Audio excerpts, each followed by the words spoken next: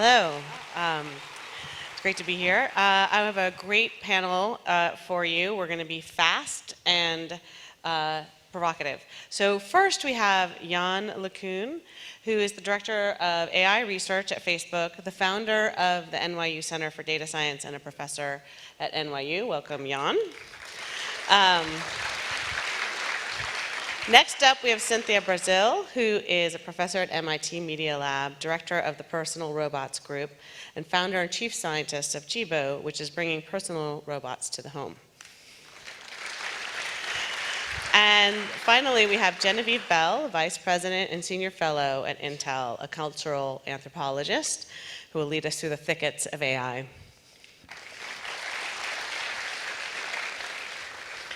So we're here to do 3 fast questions. I'm going to ask you each the same question, and we're going to start with just what is the landscape of AI now? And I'm going to start with you, Jan, because you have been plowing the fields of AI since the 80s, and the world finally caught up to you. So what does it look like to you right now? So what's been happening over the last, I wouldn't say 30 years, but let's say the last 5 years or perhaps 10 years has been very exciting. There's been an explosion of interest for AI. The reason why you hear about AI today and why you didn't hear about it 5 years ago is because new technologies appeared, like deep learning, for example, that have enabled new applications that really people weren't thinking about before, or certainly not in the same terms. So over the next decade, AI, deep learning, other techniques are going to revolutionize transportation. We're going to have autonomous cars within 10 years. That's going to certainly have a big impact on society. It's going to revolutionize medicine. It's going to revolutionize how we access data, how our everyday life is going to be affected, the way we interact with computers. And so it's going to have a huge amount of impact. That said, we are at the beginning in the sense that the technology is still very limited. All the success of AI that we've seen over the last few years are due to a particular set of methods called supervised learning, and those are very, very limited. They are essentially using people to label images, to translate text, etc., so we can train machines to emulate humans. But we don't have techniques that allow machines to learn by themselves the way humans and animals do.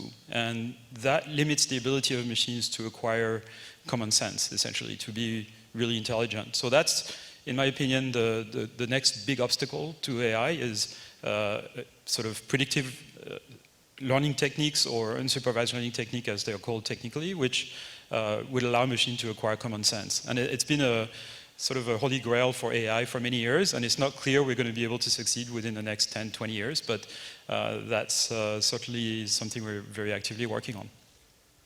Great, thank you. Cynthia? Yeah, so as Jan was saying, the state of AI today is we know how to build very deep, narrow competencies, and there are certainly occasions where we can even supersede, the best humans at those skills, like Go, playing Jeopardy, and things like that. So machine intelligence right now is quite different from human intelligence. So human intelligence, we're more general purpose in our intelligence. We can do many things reasonably well. And you can imagine the forces that we evolved our intelligence under was to deal with uncertainty in the real world, novel circumstances, having to make decisions quickly, learn from few examples, interact with other people, cooperatively, competitively. So that shaped the nature of our intelligence. Now, I want to talk a little bit about robots, because that's really my area. And one of the fascinating things about robots is it's a technology that has to span both of those realms, both the digital realm, they're connected to cloud through computers and so forth, but they also have to deal with the real world, and the real world is full of uncertainty. So back in the day, a lot of robotic systems were constrained to highly structured environments, is because they could deal with uncertainty. Manufacturing robots, for instance, would be roped off and doing very repetitive tasks back in the day. And then these new mathematical techniques came on board to allow these systems to use more statistical methods to be able to reason under conditions of uncertainty. And that's allowing these robotic systems to start to come into less structured real-world environments, but I'd say they're less structured. One of the shining star examples of that autonomy was, say, navigation, right? So now you're starting to see a number of robots, both indoor and outdoor navigation skills, being applied to domains like delivering meals in hospitals, warehouse logistics delivery, and of course a lot of funding going into autonomous vehicles. So that trend is happening. These robots are finally starting to come into less structured environments. And the trend that we're seeing now also that I'm very excited in is coming more into human environments. So in the case of manufacturing, we're starting to see robots that can now work side by side with the person. So they're lighter weight, they're safe to interact with. People can actually quickly demonstrate a task to the robot to retask it in a way. And there's actually like a digital face, like on the Baxter Rethink robot, because it makes the robot understandable to the person who's collaborating with it. So for me, I think one of the big opportunities looking forward is, given that machine intelligence and human intelligence are different, how can they work together as a team so we're more capable of doing more together than we are separately? And I see that as a big area of opportunity as this field moves forward. Thank you. And Genevieve, hoping you can bring us a little history and context. Yeah, well, so for me, the technical piece is fascinating, but I also think we need to put it in a broader context, both a cultural and a historic one, which is to say, it's not the first time we've been excited about artificial intelligence. We've had a few rounds of kind of this level of optimism and almost a utopic vision about where it's going to take us. And I think it's sort of important to recognize that the adoption of most new technologies follows that curve, right? There's a moment where it is the answer to everything, irregardless of the question, promptly followed by a kind of panic about what will come, followed by a kind of vague indifference and happy acceptance. Kind of, yay, boo, okay. That arc, right? And I think we're sort of in round 2 of yay. Now, I think it's a crass rendering of adoption curves, so I apologize. But I think there's also a piece that says, and I know Kate declared we should not talk about the singularity, and I don't want to, except to say that in some ways, the anxieties that accompany AI ought to be acknowledged and sort of in some ways put into a larger context, which is to say, as human beings, we have obsessed in many different cultural frameworks over hundreds of years about what it means to make things come to life. Whether it's about automatons and Vaucansons digesting duck, whether it's Gollum, whether it's Frankenstein, whether it is, early scientific experiments with electricity and indeed computation. As human beings, there is a kind of preoccupation with what it might mean to make something like us, whatever that might look like, where the like us piece is a moving target. Is it about life? Is it about movement? Is it about breath? Is it about a soul? Is it about a brain? And I think there's something about paying attention to that history and of what it is that the work that artificial intelligence is doing for us in this moment culturally that is equally worthy of attention as the technical challenges too. Great, thank you. So our next lightning round here is, what are you most excited about in this field? So this is kind of the yay, yay part of it, and then we'll get to the boo. What are you most excited about, Jan? Well, so I'm a scientist, and I'm most excited about the sort of scientific and technical challenges that are ahead of us to make machines more intelligent.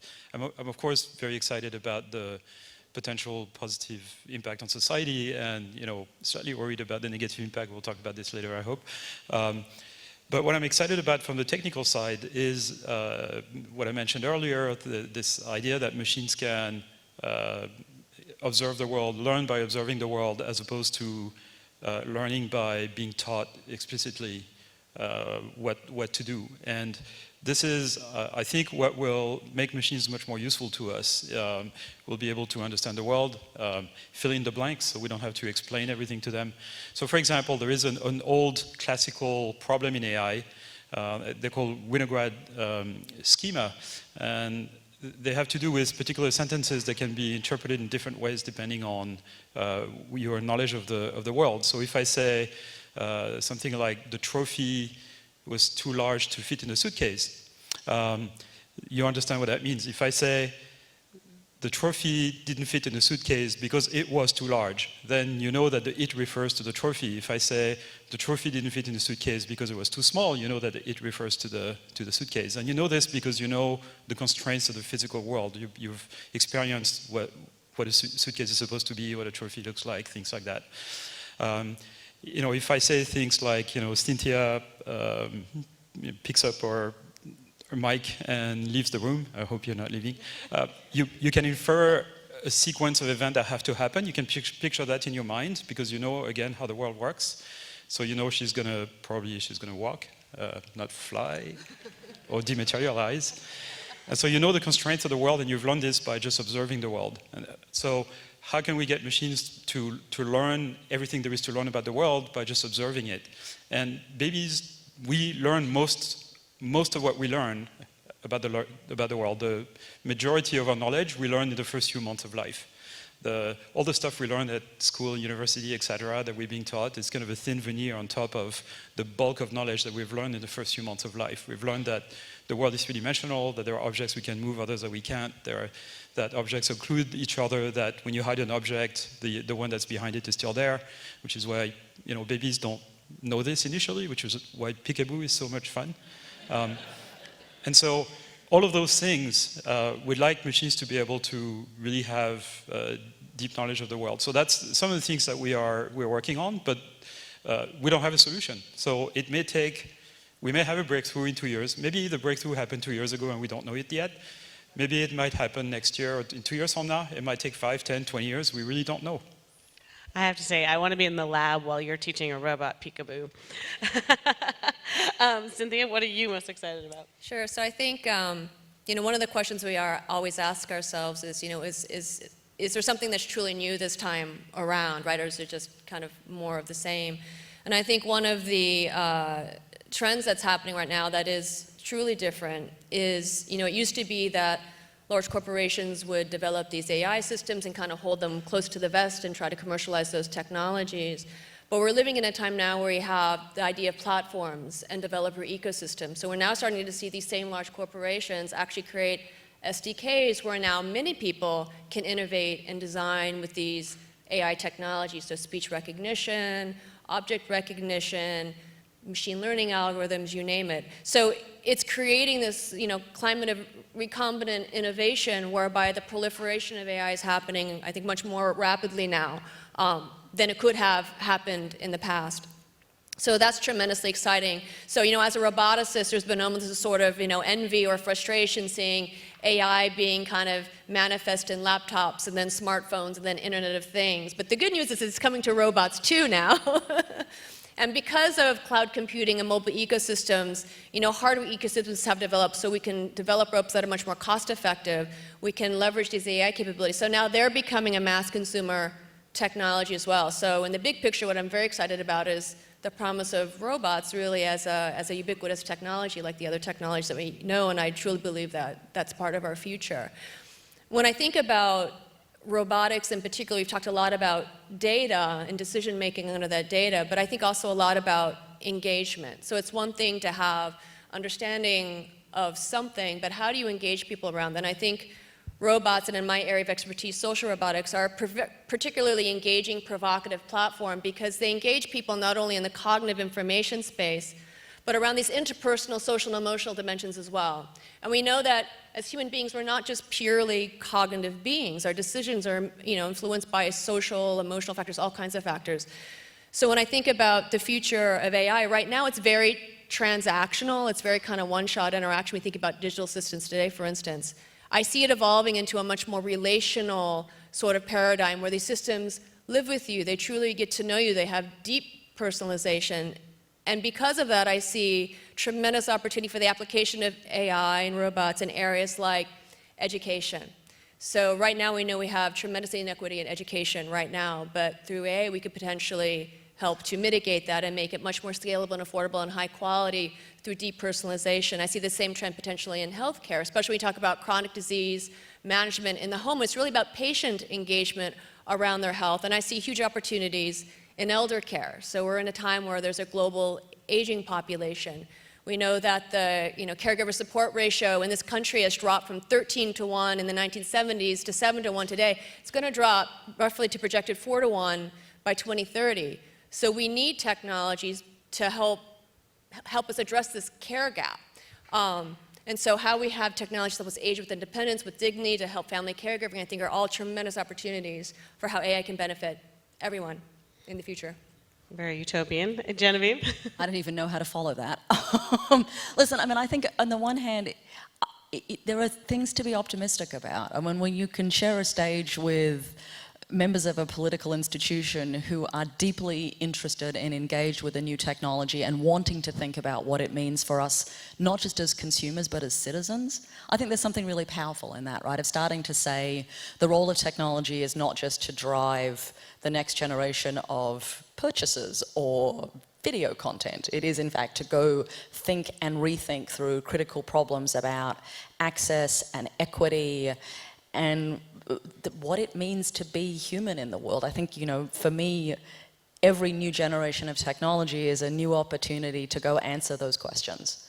And at my most optimistic moments, I say, yeah, I mean, here's the next time where we could say, here is a new technology that has this tremendous amount of promise to open up a conversation, to make possible some different decisions and some different outcomes, which means there's this other piece about it that's actually incredibly engaging, and it's been an extraordinary pleasure to be here for the last day, is to realize that this particular set of conversations are also really interdisciplinary.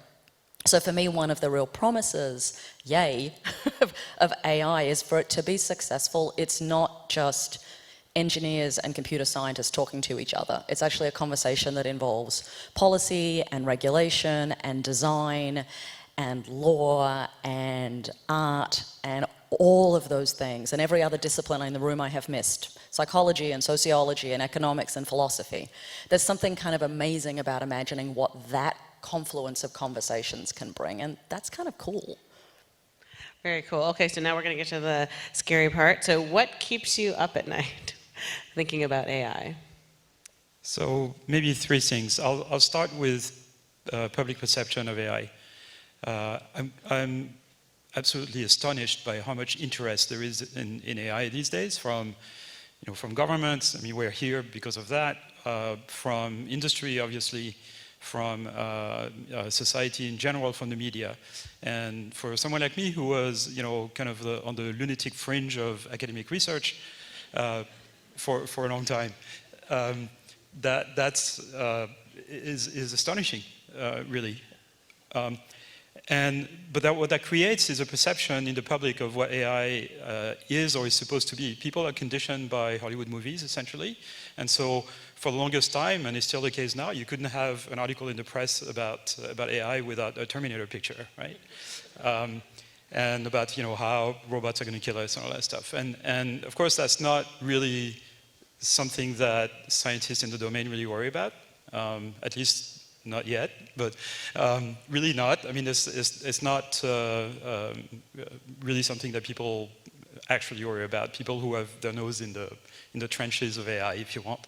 But that creates also a lot of hype and heightened expectation, as Genevieve was mentioning.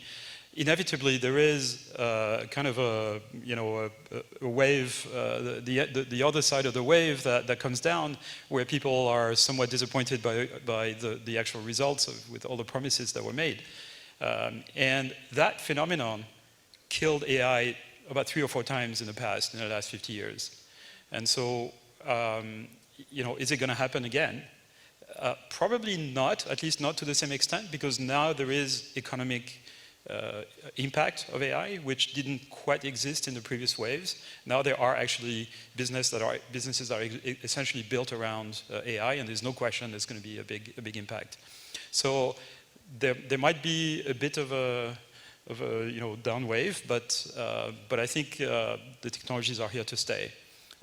So public perception. There's another aspect of public perception, of course, which is due to the societal impacts of AI and how policies are going to react to this. So I'm sort of very happy that the White House is organizing this event, which shows that people in the high spheres actually think about those problems, and we had very interesting talks today about this topic. And it's something that I've been worried about. I'm not an economist, I'm not an expert at this. I don't pretend to have any particular knowledge in that respect, but of course, as a scientist who has an influence on the technology, I worry about the societal impact of the technology we develop. There are of course, lots of beneficial consequences of AI, but societies could handle it in a wrong way that might have people turn against it for some reason. So that's happened in the past with other technologies, with different reactions in different countries. For example, Sweden and France went all nuclear for nuclear power. Germany has no nuclear power. And the US is kind of in between. So, there are kind of reactions to new technology that really depend on public perception, even for countries that are very, very similar. And so that's the three things, basically. Public perception, hype, and societal impact, and how the political systems will react to the economic impact. So one things that we clearly heard this morning from Eric Brynjolfsson and Jason Furman was the increase of wealth and income inequality, which is not due to AI particularly, because it's been going on for the last 40 years, but it's due to technological progress, and AI may accelerate that process and can become the scapegoat a little bit of that effect, the kind of the more visible effect, if you want. Within 10 years, a lot of trucks will try to drive themselves, and in the US we have 3.5 million truck drivers. Not all of those will be replaced, but a fair proportion. Same for taxi drivers and things like that. So this is going to have a big impact. How do we deal with this as a society? Different countries and cultures, again, have different attitudes toward this, and it's very different in Europe from the US. And it's not entirely clear to me what political system and how this is going to change how people think about politics, for example. Cynthia?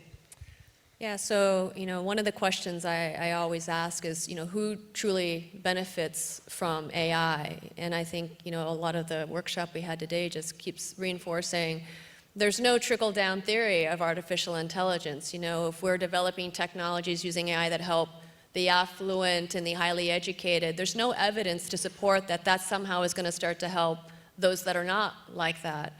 I think we have to explicitly design for those communities. We have to engage those communities and have them be part of those solutions. So one of the projects I'm engaged with at the Media Lab is really looking at education, but actually with the most under-resourced, disadvantaged children on the planet. So we have deployments in rural areas in India and Africa where children can't even go to school. So it's really about a technology that helps children learn on their own together, because there's literally no one there who can teach them. We're going into overcrowded schools where the teacher-student ratio is 1 teacher to 80 students. We're in poverty areas in the United States. And we're applying big data, we're applying artificial intelligence to try to build a community to say, how can we tackle this kind of problem together? And I would just love to see much more work like that supported, because I think, again, unless we really go right directly after it, it's just not going to happen any other way. And related to that, I guess one of the other things that concerns me or worries me is who innovates, right? So I'm a scientist, I'm also an entrepreneur. I found innovation and science and entrepreneurship as a deeply personally meaningful enterprise. You do it from a place of deep meaning.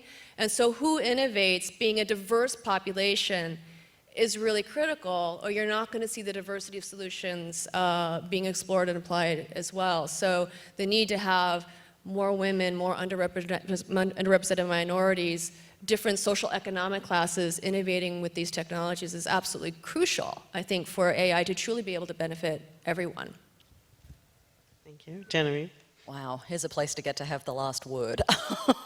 So I'm going to go back to where I started, which is historically. So a little over 100 years ago, there was a congressional inquiry here in the United States about electricity in the home and whether it would be a good thing or not. And yeah, exactly. And a number of wonderful women testified, including Christine Fredrickson, who was then the chair of domestic science at Cornell. Yay. Go Christine. And she said, listen, electrifying homes is going to be great. It's going to liberate women and their labor. They're no longer going to be stuck being housewives, and they can go off and get an education, join the workforce, and have more leisure time. And everyone went, interesting? Okay, good. And, electrification went on for many other reasons, not just that testimony.